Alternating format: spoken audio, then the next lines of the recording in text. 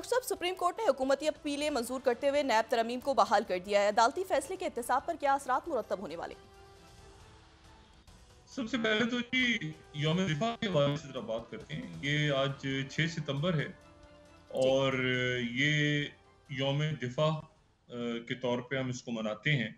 वैसे तो ये 6 सितंबर 1965 के हवाले से मनाया जाता है ये रोज़, लेकिन चूंकि यौम शोहदा है तो इसलिए गुजरे कई सालों से फिर इसको जो हमारे सिक्योरिटी फोर्सेस के या हमारे पुलिस ऑफिसर्स या हमारे दूसरे अदारों से ताल्लुक़ रखते शोहदा या जो आम शहरी हैं, सिविलियंस हैं, जो शहीद हुए, जी।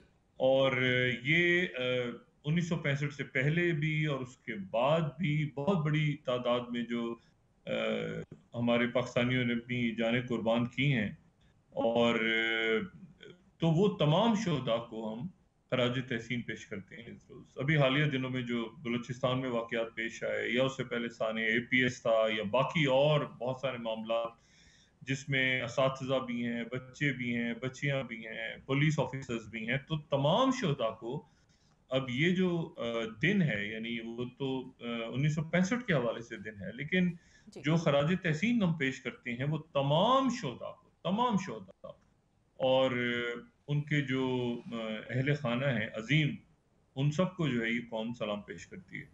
तो आज तमाम मुल्क में मुख्तलिफ तकारीब हुई इस सिलसिले में। जीएचक्यू में एक तकरीब हुई, उससे हट के और तमाम जो है वो शोहदा के घरों पे लोग गए, स्कूलों कॉलेजों में एक भरपूर अंदाज में, इसको भरपूर मैं इसलिए कहूँगा कि एक बहरहाल एक तरह से शोक का दिन भी होता है, लेकिन उसके साथ ही ये हिम्मत और हौसला भी दिलाता है कौमों को जी। कि कौमें किस तरह से लड़ती हैं और अपने मुल्क की बका के लिए अपने उनके जो लोग हैं वो अपनी जानें भी देते हैं। तो तमाम शोहदा को हमारी जानिब से बहुत बहुत जो है वो सलाम हम पेश करते हैं, उनको भी और उनके अहले खाना को भी। अब आ जाए जी कि ये नैब तरामीम का जो फैसला है, ये अभी वो कहते हैं ना, बरीड अलाइव फैसला है, क्योंकि इशू ये है कि कल जो है वो ये महफूज फैसला था ना। जी। अच्छा, महफूज फैसला था और इसमें ये था कि अब इसमें जो तहरीक इंसाफ के लोग हैं वो कह रहे हैं कि इसमें खान साहब को भी, उनके भी मुकदमा खत्म हो गए, और खान साहब के जो तोशाखाना केस था और जो दूसरा अलकादिर शायद वो भी खत्म हो गए इसके नतीजे में। और जी। उधर जो है जो इस अरेंजमेंट में लोग मौजूद हैं वो जाहिर है उन्होंने ये अपने लिए पास करवाया था, और नैब वैसे भी कोई बहुत उसकी आला कारकर्दगी नहीं रही नैब की, और नैब जो है वैसे भी पॉलिटिकल इंजीनियरिंग के लिए हमेशा इस्तेमाल होता रहा है, जब से नैब बना है। और उससे पहले ये एहतसाब ब्यूरो था जो सैफुर रहमान साहब के दौर में कायम हुआ था, तो उस वक्त भी ये पॉलिटिकल इंजीनियरिंग के लिए इस्तेमाल हो रहा था। फिर मुशर्रफ साहब ने नैब बनाया तो भी पॉलिटिकल इंजीनियरिंग इसमें से होती रही। इसमें से ही मुस्लिम लीग काफ निकली। वैसे भी नाराजगियां थी कुछ चौधरी शहजाद साहब की, लेकिन ये है कि बहरहाल एक बड़ा रोल ये प्ले किया इसने। फिर पैट्रियट बनाई पीपल्स पार्टी में से, फिर ये जो है ये मुस्तकिल ये इस्तेमाल होता रहा। तहरीक इंसाफ की गवर्नमेंट जो बनी तो भी बहुत सारे लोग उसमें आ गए, और फिर उनके मतलब एक ऐसे ताम झाम सा एक जो है ये नैब का चलता रहा।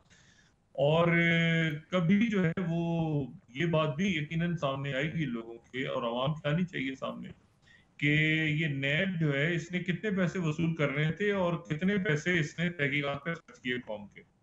क्योंकि ये तहकीकात जो हुई हैं, जो मुकदमात बने और फिर मुकदमात के वकला और ये प्रोसिक्यूटर और ये और वो, ये तो सारे पब्लिक टैक्स पेयर्स के पैसे हैं ना। तो जी। अरबों रुपया जो है वो मतलब खरबों रुपया ढूंढते ढूंढते या अरबों रुपया ढूंढते ढूंढते खरबों रुपया जो है वो खाया गया।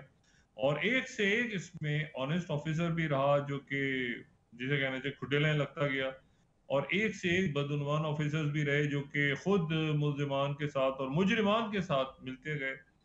और फिर इसका एक अजीबो-गरीब कानून ये था, और अभी भी है शायद, कि प्ली बार्गेन कर लें। यानी प्ली बार्गेन कितनी करें, क्या करें? मतलब 10 अरब लूटें अगर, तो उसमें से 50 करोड़ देके प्ली बार्गेन करके वो निकल जाएँ। और फिर वो खुश हो रहे हैं नए वाले की जीत, ये खजाने में हमने जमा करवा दिए इतने पैसे। भाई लूटे कितने से पहले ये तो बताएं, जी। लूटा कितना गया था, कितना वापस हुआ, क्या हुआ। तो ये नैब जो है बस एक आप समझें कि एक तारीकियों में काम करता हुआ, ये खुद ही एक अजब सा एक फोरम रहा है इस मुल्क में। और जो मुख्तलिफ कारोबारी शख्सियात हैं और मुख्तलिफ लोग हैं, सियासतदान और बाकी, वो भी ये नैब के कवानीन से बेजार थे। लेकिन हैविंग सेड इट, ऐसा भी नहीं है कि ये नैब के सारे मुकदमात जो हैं गलत थे। बहुत से इसमें मुकदमात दुरुस्त थे और वो बरीड अलाइव हैं, वो खत्म नहीं हुए और खत्म हो भी नहीं सकते। जी। 50 करोड़ से कम करप्शन नहीं होती, अच्छा जी 50 करोड़ से ज्यादा नैब में जाएगी। और कौन से मुकदमात जो हैं उस पे नैब अभी दोबारा ये मैं आपको एक बात बताऊं, जी। ये जितने भी मुकदमात हैं इस वक्त, ये मुकदमात जो हैं ये कायम रहेंगे किसी न किसी सूरत। और ये बरीड अलाइव हैं। बहुत सी शख्सियात जो ऐसी हैं माजी में, वो बड़ी मुश्किलों से एफआईए के अंडर जो मुकदमा चल रहे थे उनको वो खींचते खांचते नैब तक लाए कि नैब में सेटलमेंट करना आसान है। और ख़ास तौर पे ये जो जाली अकाउंट्स केस था उस सिलसिले में, ये स्टार्ट हुआ था जब बशीर मेमन साहब ने एफआईए के तहत इसकी तहकीकात की थी। जी। और बाद में जो साकिब निसार साहब थे उन्होंने इसको मुंतकिल किया नैब के अंदर। नैब में जाके फिर ये जो है ये गायब हो गया, तो इसका पता ही नहीं चला किधर गया। ये स्टार्ट हुआ था एफआईए से। तो ये बरीड अलाइव जो केसेस हैं, ये बरीड अलाइव केसेस कोई भी जो है ना दूसरा फोरम इसको स्टार्ट कर सकता है किसी भी वक्त। और एंटी करप्शन जो है वो लोग कहते हैं कि किसी सूबों के अंडर आता है। ये मौजूदा सूरत हाल है, इसमें ना कोई सूबाई हुकूमत के अंडर कोई चीज आती है, ये खुद सब एक ऐसा अरेंजमेंट है जिसके अंडर किसके अंडर कौन आता है ये किसी को नहीं पता। तो ये है कि ये बरीड अलाइव मुकदमात है, नंबर वन। नंबर टू, जी। ये फैसले का जो दिन है, ये इस लिहाज से इम्पोर्टेंट है कि कल जो है वो डीजी आईएसपीआर की एक प्रेस कॉन्फ्रेंस थी बड़ी, जिसमें उन्होंने बात की थी कि एक एहतसाब का, खुद एहतसाबी का बड़ा जबरदस्त मैकेनिज्म है फौज के अंदर। और उन्होंने जनरल फैज हमीद के हवाले से बात की थी कि जी ये देखें, उन्होंने एक मामला किया और उसमें अब जाहिर 9 मई के ऊपर या बाकी मामलात के ऊपर भी उनका था, उन्होंने इशारे दिए उस तरफ। लेकिन जो केस बना है अभी तक, जो पकड़ हुई है उनकी, जो गिरफ्तारी हुई है, वो करप्शन केसेस में हुई है। ये टॉप सिटी या कोई पता नहीं कौन सा केस जो भी था।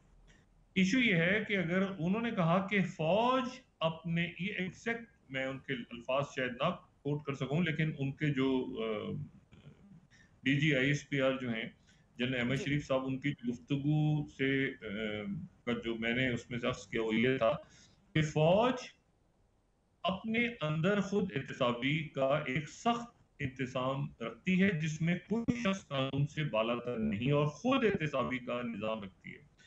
अब अगले दिन जो है एक फैसला आ रहा है जिसमें इस अरेंजमेंट में बैठे लोग एक जो है वो एक ऐसा कानून पास कर रहे हैं जिससे खुद उनका एहतसाब खत्म हो रहा है। उधर से वो मैसेज दे रहे हैं कि जी बाकी अदारे भी अपने अंदर खुद एहतसाबी करें। ये भी उनका मैसेज था, जी। हम अपने अंदर खुद एहतसाबी कर रहे हैं, आप अपने अंदर करें, ठीक है। और तो उधर से मैसेज ये जा रहा है कि जी हमने ये खुद एहतसाबी की है कि हमने एक ऐसा कानून पास कर लिया है जिसमें सारे के सारे, यानी बिल्कुल इस मुल्क में 75 सालों में, ओहो मैंने कहा ना वो करप्शन लीगलाइज हो गई है। अब मतलब अब ऐसा लग रहा है कि जैसे एक करप्शन जो है ना वो नॉर्म्स बन चुकी है, नॉर्म है, मतलब आम सी बात है ना यार, क्या हो गया, 10 15 20 अरब रुपए खा लिया ना तो ठीक है। ये इनका ख्याल है, जी। ये इनका ख्याल है। ये पिछले दिनों जो आईपीपी का मामला उठा था ये ऐसे उठ गया था, इससे पहले जो अचानक करना कमीशन, लेकिन फिर वो पीछे चला जाता है, ये ऐसे ही। इसका मतलब है कहीं कुछ हो रहा है और वो इनको पता है। इस तरह के जो बैठे लोग हैं, अगर आप उनसे प्राइवेट बात करें, वो परेशान नजर आते हैं कि यार क्या होने वाला है, कुछ होने वाला है, कुछ होगा, क्या होगा। अगर ये इमरान खान को हैंडओवर कर दिया मिलिट्री कोर्ट्स के लिए तो फिर क्या होगा, मतलब कैसे हमारा, मतलब हम फिर क्या किसको बोलेंगे, सोचेंगे, क्या करेंगे, क्या होगा, कैसे। तो बात ये है कि ये अरेंजमेंट जो है ये बस यहाँ तक ही मैं रुकता हूँ। अब आने वाले दिनों में आप देखें, क्योंकि बात ये है कि उधर से ये मैसेज आया, इधर से ये कर दिया। ये बरीड अलाइव केसेस हैं। आप यकीन करें एक एक केस में 15-15, 20-20 दफा, 50-50 दफा वो कोटकना केस अब चल रहा है, वो 90 की दिहाई का, अभी कोई चीज निकल गया। ये बड़े लाइव केसेस हैं, खत्म नहीं होंगे। और मजीद केसेस इस दौर के पीडीएम के केसेस बने हुए हैं, ये इनको भी पता है। और ये बाकी ये है कि अब अदारों की तरफ से ये बात हुई है कि भाई आप जो है एस्टेब्लिशमेंट की तरफ से बात हुई है कि हमारे अंदर तो खुद एहतसाबी है, आप अब अपने अपने अदारे जो हैं वो अपने अंदर खुद एहतसाबी का अमल इख्तियार करें। तो वो ये खुद थी एहतसाबी थी कि इन्होंने सबने, और उसमें मैं तो हैरान हो रहा हूँ, ये मिर्शद गौहर साहब और इनको क्या हुआ है भाई, ये आप उसमें से कैसे मतलब इसमें से मेरा ख्याल है जाती के ये जो उन्होंने बात की है ना, खान साहब भी इसमें से फैजियाब हो गए हैं, और खान साहब जी। को भी तो मिल गया है, ये भी एक मेरा ख्याल से उसका बेनिफिट नहीं लेना चाहिए। और वो मुकदमा जिस भी रुख पे जाता है उसको, ये मेरे अपनी जाती रहे, लेकिन अगर वो एक दफ़ा इन तरामीम से उन्होंने फ़ायदा उठा लिया तो फिर ये उसी का हिस्सा बन जाएंगे कि वो तरामीम से देखें इन्होंने भी तो फ़ायदा उठाया है, हमने थोड़ी उठाया है, सिर्फ इन्होंने भी उठाया। और ये सिर्फ खान साहब की बात नहीं, और बहुत सारी शख्सियात पीटीआई की जो है वो भी आगे जाके जिन पे केसेस वेसेस है वो भी बड़े खुश हैं कि भाई, क्योंकि बहुत से अक्सरियत तो दूसरी पार्टियों से आई हुई है, जो बेचारे इनके जेन्युइन कारकुन वारकुन थे और रहनुमा वो पता नहीं किधर है। तो मैं से भी बात कर रहा हूँ कि ये एक ऐसा काम हुआ है जिसमें इनका ख्याल ये है कि ये जो है ये बच जाएंगे। अब तो मुझे और ज्यादा आज के फैसले के बाद तो मुझे और ज्यादा यकीन हो गया है कि इस मुल्क में वाकई का एहतसाब होने जा रहा है, वाकई एहतसाब होने जा रहा है। और मेरी दुआ भी है। मैंने कल भी बात की थी कि शायद मेरी खुश गुमानी भी हो, शायद मैं बहुत ज्यादा, लेकिन एक मुझे एहसास है क्योंकि ये लोग परेशान हैं। मुझे जी। एहसास इसलिए कि ये लोग परेशान हैं। अचानक आप देखिए ना, अचानक एक इजलास होता है, फिर पोस्टपोन हो जाता है, फिर बुलाया जाता है, फिर नहीं होता, फिर आगे पीछे कैसे क्या, मतलब बेंचेस ये वो, मतलब सारे अदारों को, अदालतों ने अपने अंदर इंतजाम करना है, पुलिस, मुल्क कैसे ठीक होगा मुझे बताएं। तो ये है कि ये बरीड अलाइव केसेस हैं, इसको ये उस वक्त बने थे जब नैब नहीं था। उस वक्त केसेस भी तो हैं बहुत सारे 90 की दिहाई के, तो नैब फिर बन गया, अब नैब में चला गया, अब नैब खत्म हो जाएगा तो कुछ और चले जाएंगे, ये बरीड अलाइव केसेस हैं। अच्छा जी, तो मैं इसलिए इसके ऊपर जो है वो इतने कमेंट दे सकता हूँ कि ये जो है ना ये कोई अच्छा मैसेज इन्होंने नहीं भेजा। इसको तरमीम तरमीम नहीं होंगी तो एफआईए से केस हो जाएगा। मैंने आपसे कहा ना कि ये अगर एहतसाब होना है तो वो कई तरीकों से हो सकता है, जी। और वो कई तरीकों से ही होगा। ये आईपीपी का मसला, ये नैब का केस है, लोगों का पैसा खा रहे हैं आईपीपी वाले, ये नैब का केस बनता है। ये तो पकड़ के उनसे पैसे निकलवाने हैं ना, जी। कैसे निकलवाए जाएंगे ये देखना है।